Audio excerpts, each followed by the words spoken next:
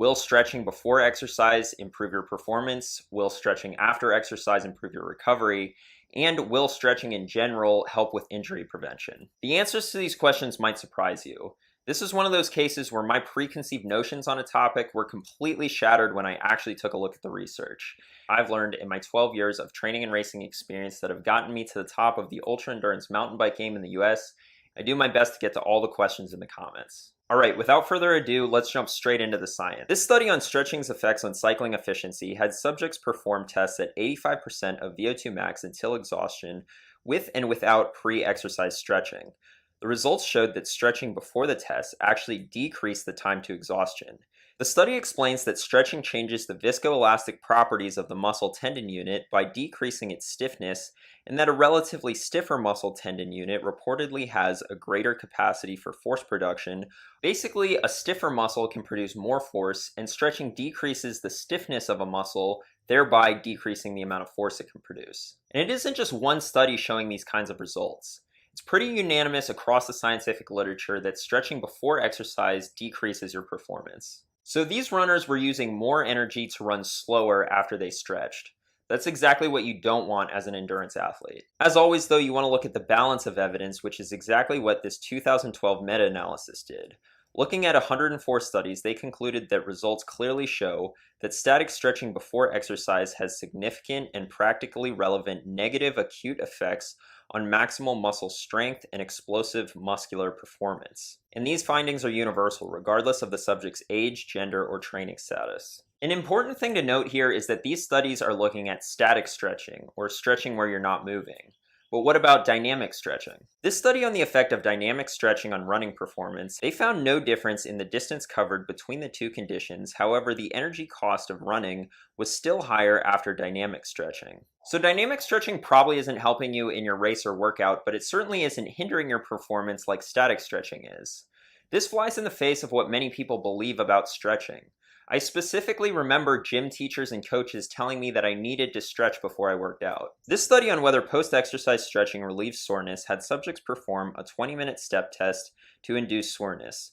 They found no difference in soreness between the stretching and non-stretching groups 1, 2, or 3 days after exercise, leading to the conclusion that stretching did not alleviate exercise-induced muscle soreness either acutely or chronically. Stretching is often cited as an effective recovery method, but when actually put to the test, it doesn't seem to hold up. And again, this isn't just one isolated study. If you look across the scientific literature, the results seem to be pretty consistent. A systematic review looking at stretching's effects on soreness from exercise found that stretching before or after exercise does not confer protection from muscle soreness. One study on the effect of stretching on repeated sprint performance actually found that static stretching of the lower limbs during recovery periods between efforts may compromise repeated sprint ability. But again, this isn't the only reason why people stretch, and perhaps one of the most important reasons why people stretch is for injury prevention.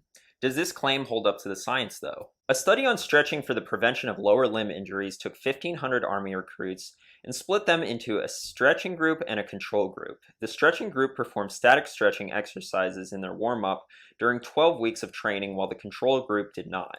The results showed no significant difference in the prevalence of injuries between the two groups. These results were very surprising to me. Now, there is some evidence to suggest that stretching may help in the prevention of musculotendinous injuries, but the results are far from conclusive. This review on the efficacy of stretching for the prevention of injury stated that results seem to indicate. Secondary findings indicate, however, that there is preliminary evidence that static stretching may have a positive effect on preventing musculotendinous injuries. So this is relevant when we're talking about sports like gymnastics or football, where the incidents of tearing a muscle are more common. Obviously, crashing is always a concern while riding a bike, but for overuse injuries associated with cycling, it doesn't seem like stretching will help at all. Recovery and injury prevention aside, it would definitely be interesting to see more science come out on this particular topic. It's also interesting to note that this study on the arrow position found that, as in previous literature, no correlation was found between low back pain in cyclists and low back inflexibility. First of all, stretching before a race or a workout will likely decrease the amount of power you can produce, so you want to generally avoid it.